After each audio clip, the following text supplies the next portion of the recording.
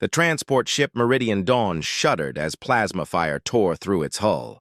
Marcus Chen gripped the emergency railing, his knuckles white as alarms screamed throughout the corridor. He was just a cargo handler, 26 years old, with calloused hands and dreams of saving enough credits to buy a small farm on one of the colony worlds. He wasn't a soldier. He wasn't a hero. But when he heard the high-pitched shriek echoing from the breached cargo bay, something in his chest tightened. The Krill raiders had boarded the ship, hunting for one thing: the dragon egg. Marcus had loaded it himself 3 days ago on Station Hyperion, a crystalline sphere the size of a hover car, pulsing with inner fire. The Draconis species was nearly extinct, hunted across the galaxy for their scales, their fire, their very essence. This egg represented hope for an entire civilization. Marcus stumbled into the cargo bay and froze. The egg had cracked. A tiny creature, no larger than a house cat, emerged on unsteady legs.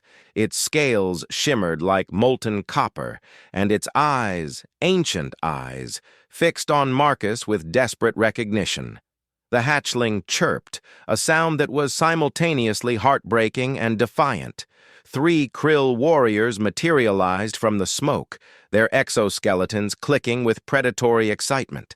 Their plasma rifles hummed to life, targeting the defenseless creature. Marcus didn't think. He dove. His body wrapped around the hatchling just as the first shot fired. White-hot agony exploded through his back, but he held on. The second shot. The third. His vision blurred, but he felt the hatchling's rapid heartbeat against his chest, felt its small body trembling beneath him. At least you'll live, Marcus thought as darkness claimed him. At least one of us will. Death, Marcus discovered, was not an ending. He woke in a place beyond space, beyond time. Vast cosmic energies swirled around him like aurora borealis given sentience. Before him stood a being of pure light, the Draconis matriarch, ancient beyond measure, her form both dragon and something far more. "You died protecting my child." Her voice resonated through his very soul. "No human has shown such selflessness toward our kind. We have been hunted, enslaved, destroyed by your species and others for millennia.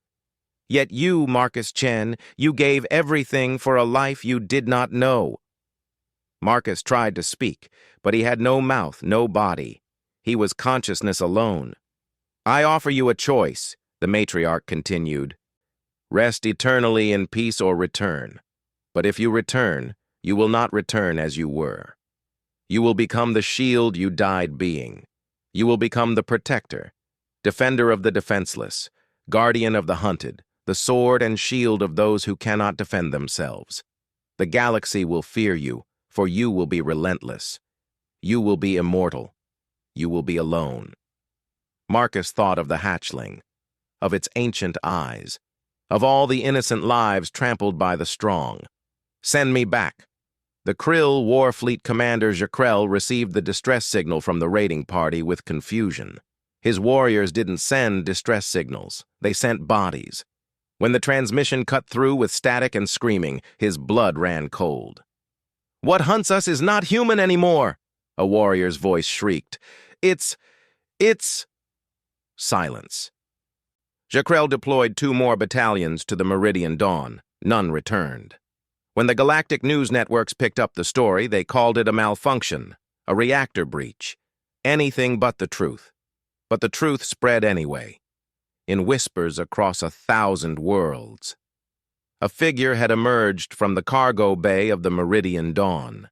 Humanoid in shape, but wreathed in ethereal dragon fire, eyes glowing with ancient fury. Where Marcus Chen had died, something new had been born. Something that moved with impossible speed, struck with devastating power, and showed no mercy to those who preyed upon the weak. The survivors spoke of scales that shimmered beneath human skin, of roars that shook starship hulls, of a warrior who could breathe fire and withstand plasma shots that would vaporize steel. They called him the Dragonbound. Weeks became months. Months became years. Across the galaxy, slavers found their ships boarded in the night. Poachers hunting endangered species vanished without trace. Pirates raiding colony worlds woke to find their crews unconscious and their captives freed. And always, survivors reported the same thing: a figure moving through the darkness, human yet not, bearing the marks of dragons. Emily Rodriguez, the Meridian Dawn's captain who had survived the Krill attack, became the only person the Protector would speak to. She found him one night on the observation deck of a space station, staring at the stars. "Marcus?" she asked softly. He turned. His face was still human, still recognizable, but his eyes held centuries of dragon wisdom. Scales flickered along his jawline like living tattoos. "That name feels like someone else's life," he said quietly. "I remember it, but I'm more now, and less."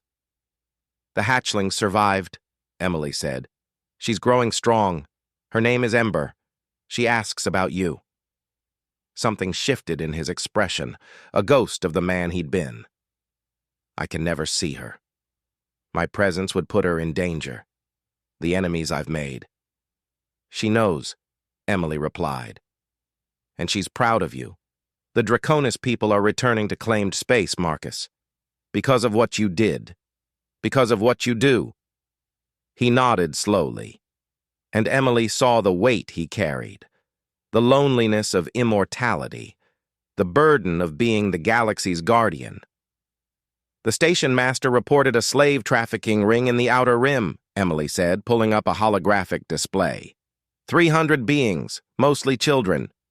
No one's willing to go after them because they're protected by— "Give me the coordinates," Marcus, the Dragonbound, interrupted.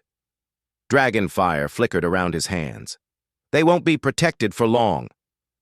As he turned to leave, Emily called out one more time, "Marcus, thank you for everything." He paused at the threshold, silhouetted against the stars. "I died a cargo handler," he said softly. "I came back with a purpose.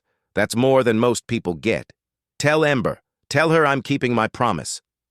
Then he was gone, dissolving into shadows and fire, off to face another nightmare so others could sleep peacefully. The galaxy's most feared protector, a man who died for compassion and returned as something legendary, the Dragonbound. And in the darkness between stars, predators learned a new truth. The hunters could become the hunted. And mercy had teeth sharper than any claw.